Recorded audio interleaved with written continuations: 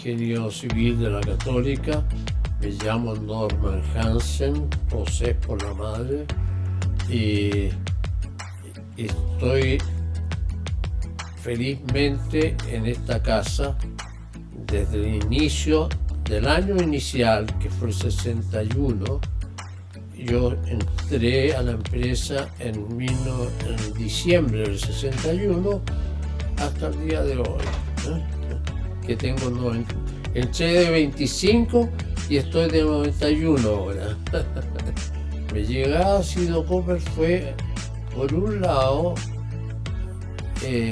nosotros en la Escuela de Ingeniería éramos un grupo que fuimos quedando muy poco, salimos 17, de los cuales uno que era muy amigo mío entró a trabajar a Sido Coppers, y yo una vez que quise comenzar a buscar dónde entrar a trabajar, y me resultó que la primera parte que entré estaban todos preocupados si le iban a dar un auto, no le daban un auto, o a quién le daban el auto, y yo me salí al mes siguiente. Y entonces me presenté aquí a Sido Coppers a través de mi compañero, y algo yo sabía de Sido Coppers porque muchas personas que yo tenía alguna forma de contacto, Domingo Santamaría, Sergio Osa, Patricio Walker, estaban en esta empresa, que yo los admiraba mucho por su esfuerzo en la universidad y por su valor. Era una empresa constructora, porque así nacimos nosotros, como producto de una absorción de Sigdo, que era Sima Donoso, que a su vez Sima Donoso era la unión de Sigma, una empresa representante de neumáticos, Westinghouse y productos de esa línea. Yo entré como casi por mi casa, en el sentido que tenía mucha gente conocida adentro, y lo cual me daba mucho gusto.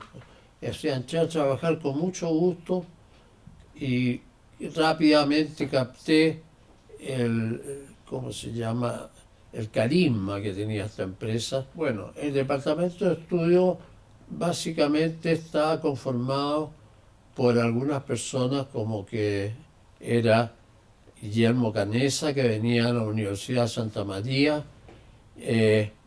Jorge Parque, que era mi amigo, es mi amigo, que venía de la Católica, Ramón Aboitis, papá, que venía de la Universidad de Valparaíso, pero que entró a trabajar junto con Domingo Santamaría, quien lo puso en el punto cuarto, se llamaba en esa época de Corfo, que hacía toda una labor para mejorar mejor desarrollo, de la eficiencia en la empresa.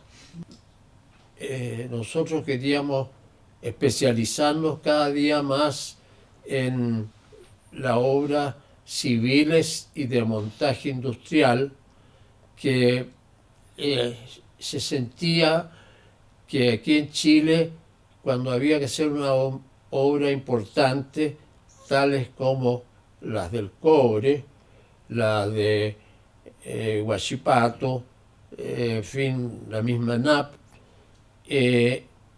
venía una empresa extranjera y se unía con alguna empresa chilena, pero no quedaba en el país ninguna experiencia, sino que se terminaba la obra y se iba cada uno para su casa.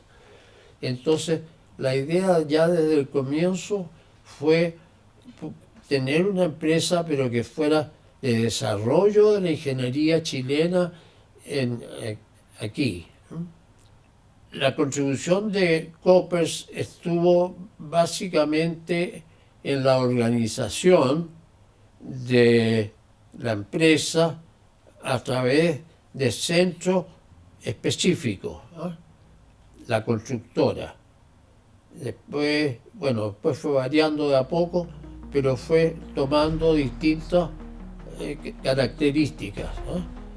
Nosotros, por ejemplo, el departamento de estudios, Koppers nos mandó lo que eran su forma de organizar el departamento propiamente tal, incluyendo desde los manuales de procedimientos internos, incluyendo los códigos de cuentas para ir trabajándolo y de forma sistemática, ¿no? De manera que poder tener un historial de experiencia, lo cual fue muy comprado rápidamente. Nadie llegaba en auto, salvo una citroneta que había por ahí.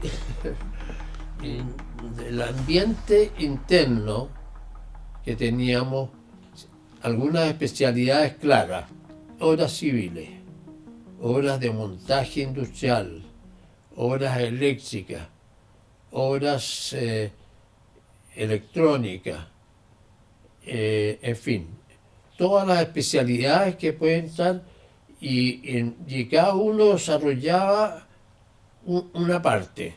Los civiles, que éramos pocos en esa época, 2 o 3, había gente en la Universidad de Santa María que les gustaba mucho los fierros, en fin, los eléctricos, que poco a poco fueron tomando las líneas de alta tensión, y en el cual nos desarrollamos ligerito, y fuimos casi la única empresa chilena que hacía montaje de líneas de alta tensión, o sea, de 500 kilovolts para arriba.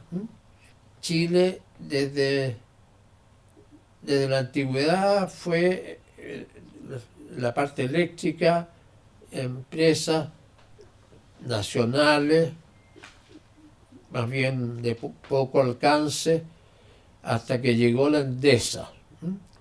Y la Endesa fue una gran empresa que desarrolló grandes proyectos hidroeléctricos en el país en esa etapa, y hasta el día, no sé si está el día de hoy hay el hidroeléctrico. Todo lo que hacía Endesa lo hacía completamente ella misma, ¿eh? Y el gobierno de aquella época, yo no me acuerdo cuál sería, el año 61, obligó a que se abrieran a la empresa privada en sus propuestas de distinto tipo. Estaba en ese momento en desarrollo el proyecto de Rapel, la central Rapel.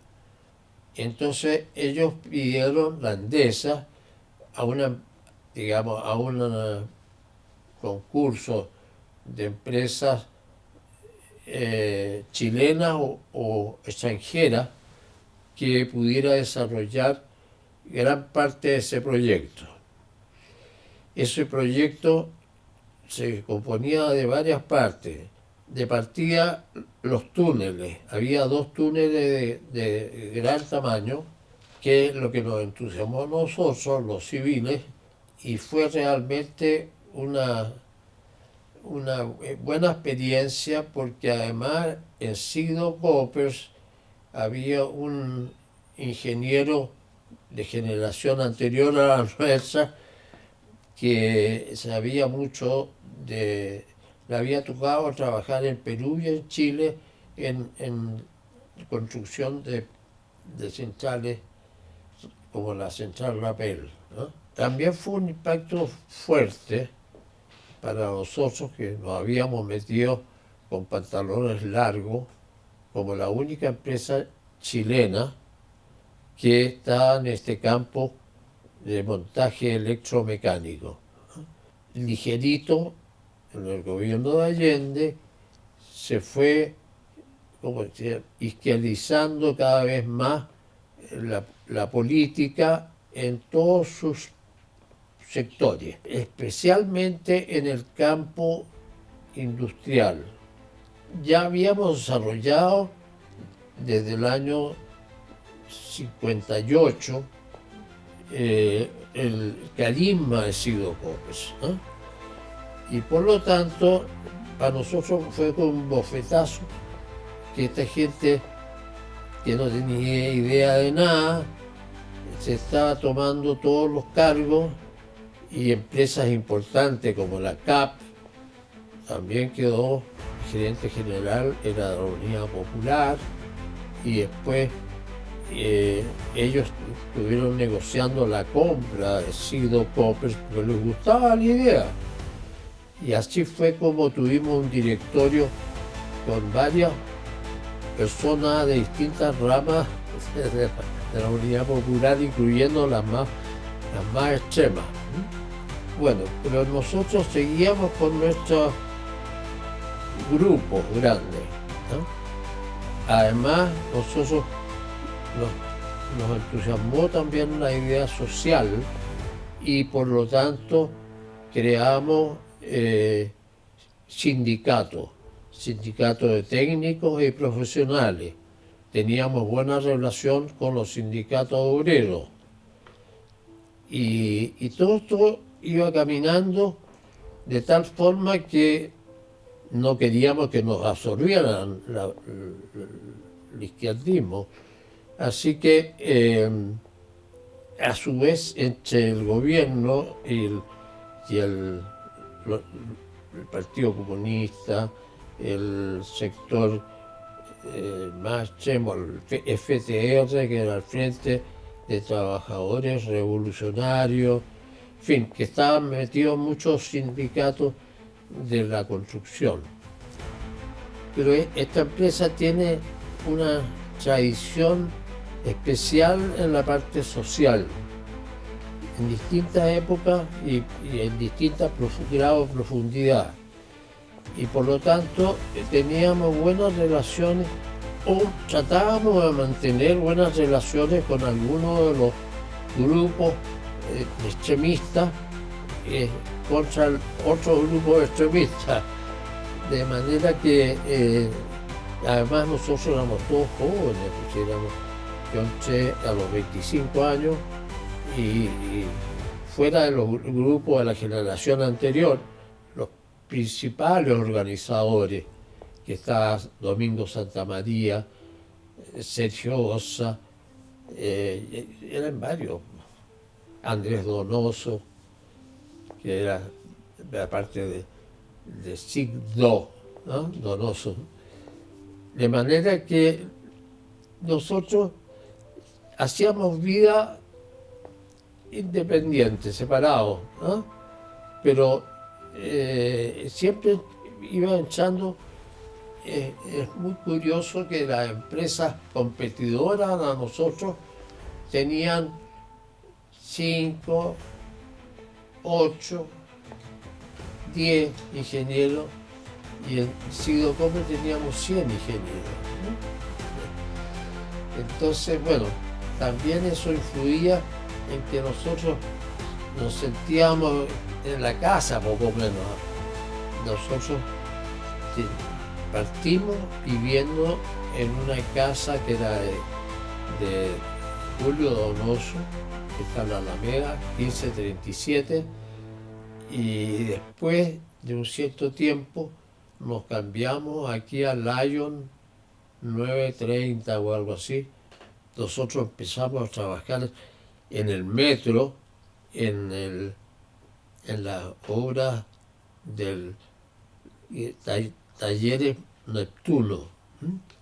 Entonces había mucho grupo de izquierda que fue conflictivo con nosotros, al punto de que nosotros estábamos viviendo allá en Lyon y se tomaron la obra, quisieron venir aquí a Lyon a tomarse la empresa.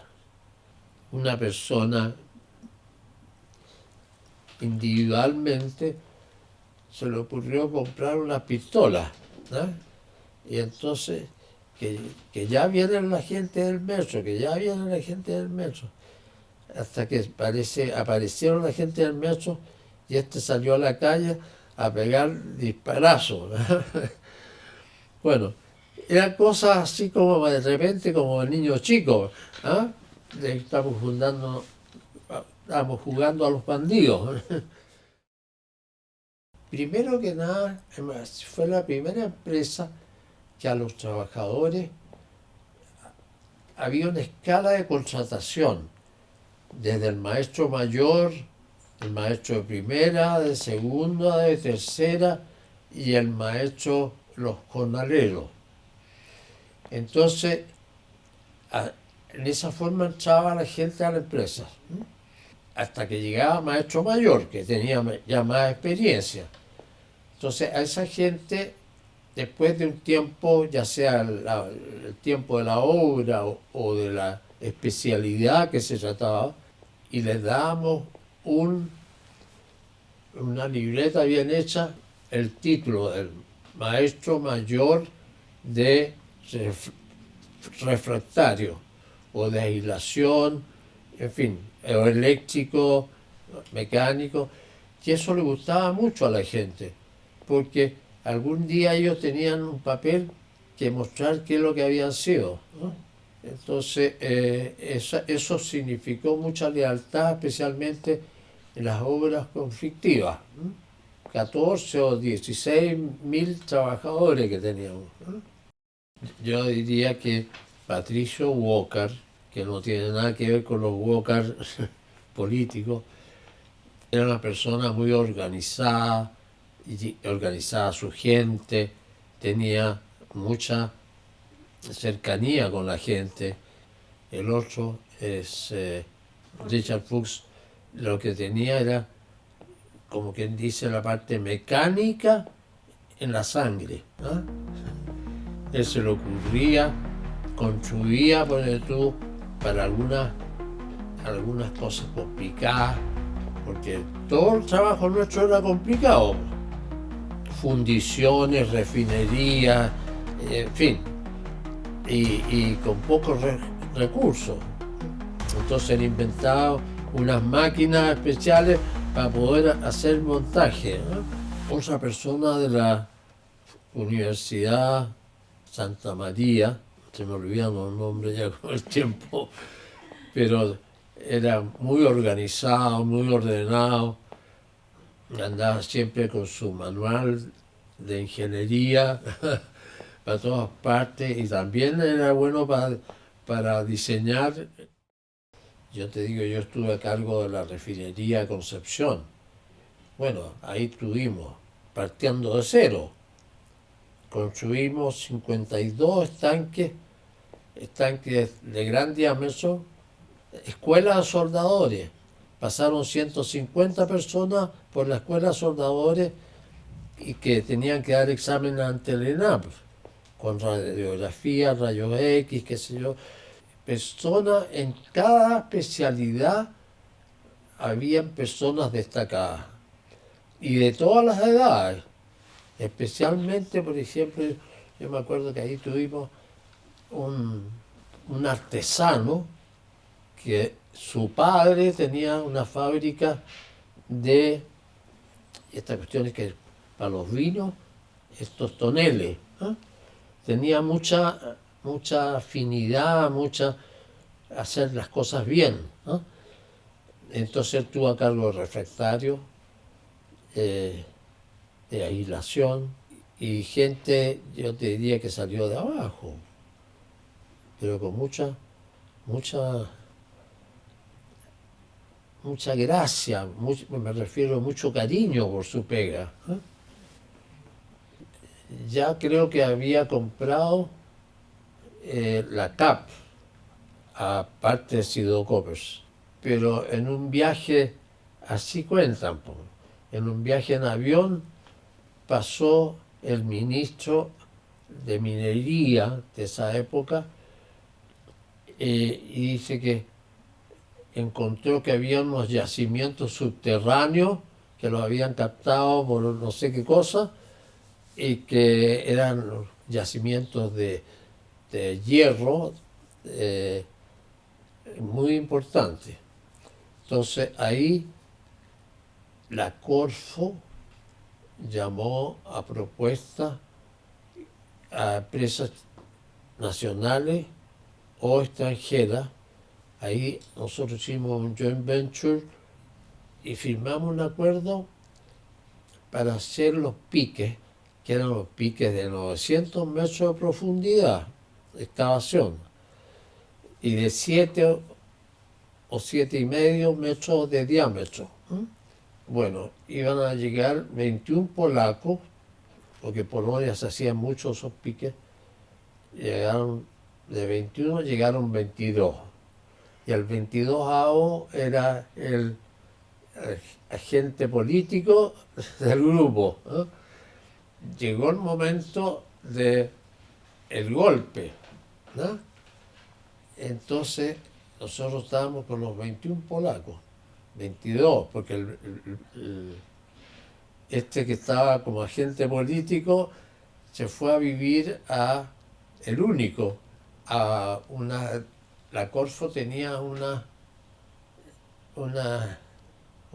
hoteles más o menos chicos, pero en todas partes y naturalmente que ahí en Vallenar tenían. Entonces él se fue a vivir el 22º allá y los restos de la gente estaban con campamentos, en el cual también había clases sociales, porque nos convidaron a almorzar alguna vez los 4 ingenieros que venían a nosotros que estábamos construyendo ahí, los ingenieros. Fue muy divertido porque entre nosotros había un chiquillo, Mario Santander, que era un chiquillo, imagínate, yo tengo 90,5 y él tendría 100. Entonces, pero era muy gracioso. Entonces nos llevaron al campamento de ellos y ahí nos dieron almuerzo, pero al jefe de los 4 ingenieros llegó la hora de servir el almuerzo y le sirvieron bastante más jamón que al resto. Entonces dijo Mario, a ver, ¿cómo es la cosa aquí? Pásame el tenedor, me dijo. Hagamos justicia social, decía. Le sacaban al jefe de los polacos y se la ponían a uno de los nuestros. Bueno, y entonces llegó el golpe y como el telégrafo. Entonces llegó y decían, suelten a 2 polacos.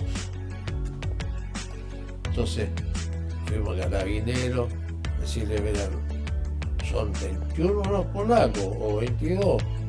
¿Y cómo va a decir suelten a 2 polacos? Después, ¿cómo se llama?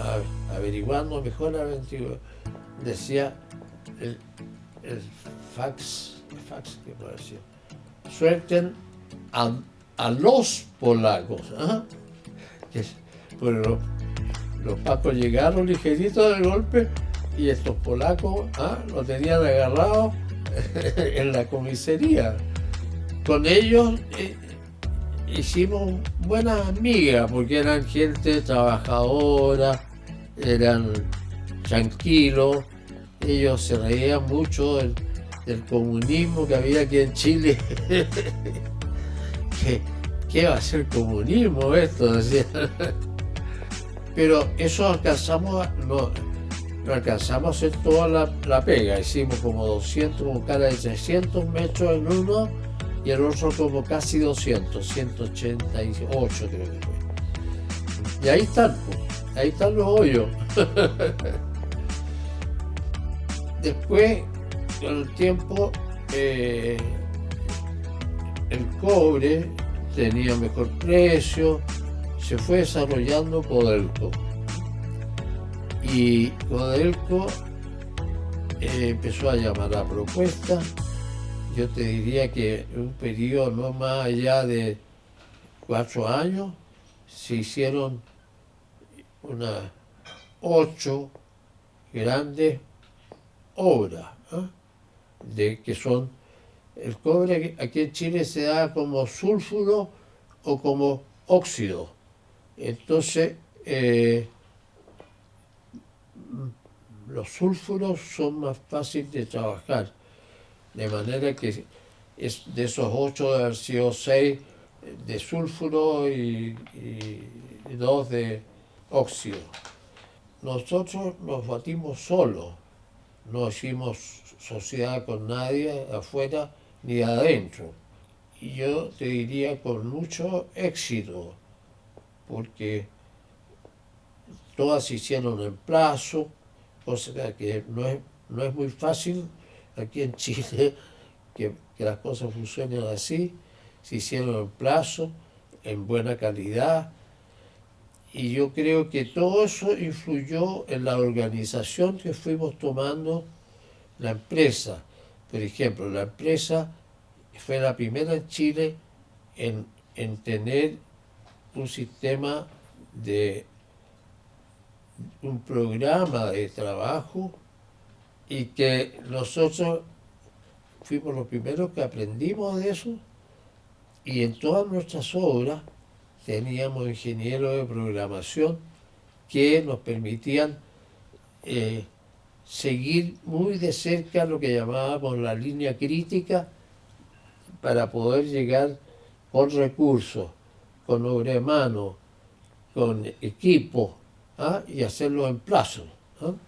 Para tal trabajo tenemos tantos días. Y eso funcionó muy bien, y por lo tanto Codelco nos empezó a dar obras aquí, obras allá, y hicimos casi todas, por no decir todas, las nuevas construcciones de cobre aquí en el país. Hay algunas que al menos no suenan tan fuertes, pero sí, nosotros rehicimos, porque tuvo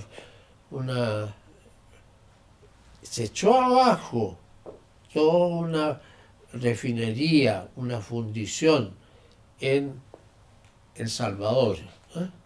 Y construimos una nueva fundición, una nueva refinería, y así como esa, hicimos muchas, ¿eh?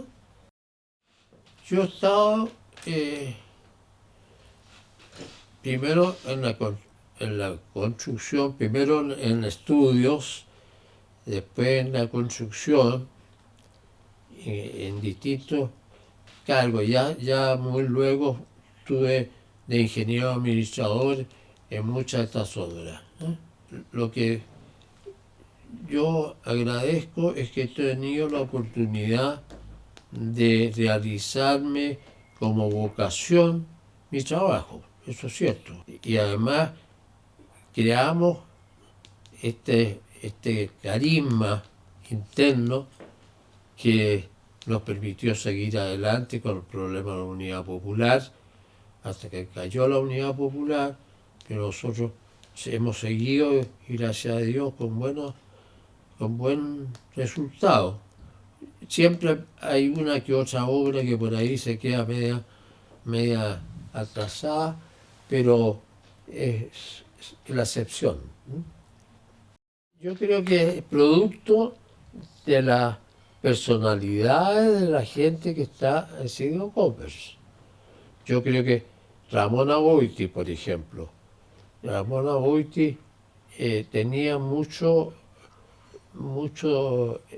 resultado. Él recibió mucha formación del punto cuarto de las Naciones Unidas aquí en Chile. Juan Eduardo Errázuriz tiene un carisma especial, ¿ah? Entusiasma a la gente, tiene buenos contactos, Y así en distintas especialidades, la parte de esta que estaba hablando yo recién de los programas, también personas que se especializaron en el tema, ¿no? Eso nos fue abriendo puertas en terrenos que en general para nosotros no son muy conocidos, porque nosotros en algún momento heredamos los refrigeradores, ¿cómo se llaman las marcas? FESA, Mademsa.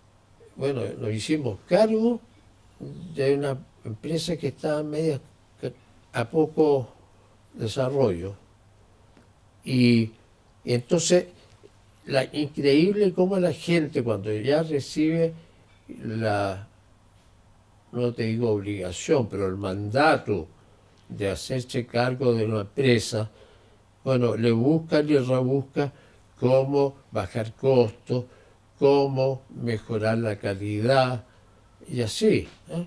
No solamente la constructora, digo, nosotros nos fuimos poco a poco metiendo en otros campos, los autos, por tú, ¿qué teníamos que ver nosotros con los autos?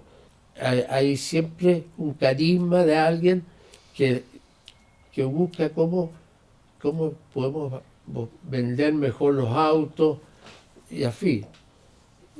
Tanta cosa que uno, de repente, ¿no?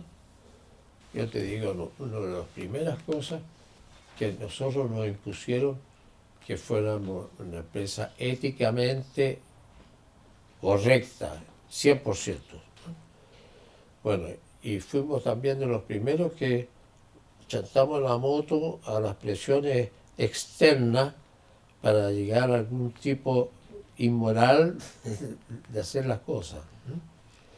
Entonces, esas cosas se van quedando, y yo creo que no hemos visto nada distinto en la empresa que valga.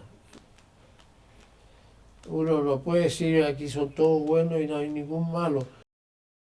La actitud de la gente que tenemos es muy buena, ¿no?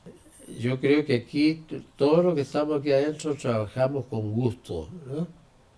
Porque es un desafío, lo que tú quieras, donde te metas hay un desafío. Yo te digo, la construcción, porque tú, ¿cuándo nosotros íbamos a saber de que íbamos a estar metidos en cosas de refractario, de máquinas para hacer segundas montajes, tercer montaje? Los mismos, por ejemplo, yo tengo un campito por ahí cerca de Melipilla. Cada vez estoy viendo más líneas de alta tensión, ¿eh? Y son los mismos viejos, porque uno los cacha al tiro, ¿no? Y entonces, a su vez, los viejos se forman grupos entre ellos. Cuando saben que Sido Copper se sacó el montaje industrial de tal minería, ya, entonces uno contrata a los que se acuerdan, a los mejores, esto, otro, pero ellos a su vez traen consigo otra cantidad de gente. Entonces, esa cosa es buena. Y yo te digo, hay cosas que la gente de abajo vienen con buenas intenciones de hacer cosas interesantes. Y si no, ellos mismos dicen, bueno, ¿y por qué no lo hacemos todo mejor por acá, por allá, ¿no? Entonces, ese espíritu investigador, qué sé yo, de no meter las patas donde no corresponde. Pero la actividad sí, ha sido Copper. Y las raíces que ha lanzado para afuera es una cosa positiva en el sentido, por ejemplo, en el sentido de que el país pueda tener, por ejemplo, ahora estamos medio metidos en el asunto del litio verde, ¿ah? Y cosas por el estilo, que alguien escuchó, después las plantas eléctricas, las generadoras eléctricas grandes, en fin, son todos temas que están interesados en meter su nariz, puede estar aquí.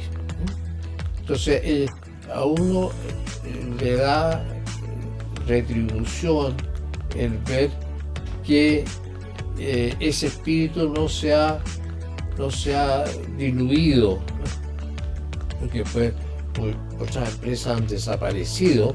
Yo te digo, en el tiempo antiguo, la competencia de Amforan, que desapareció, Brioni, que desapareció, pero nosotros felizmente, y ahí está la inteligencia de Juan Eduardo Razzoli y así, uno que otro, Naoshi Matsumoto, todo.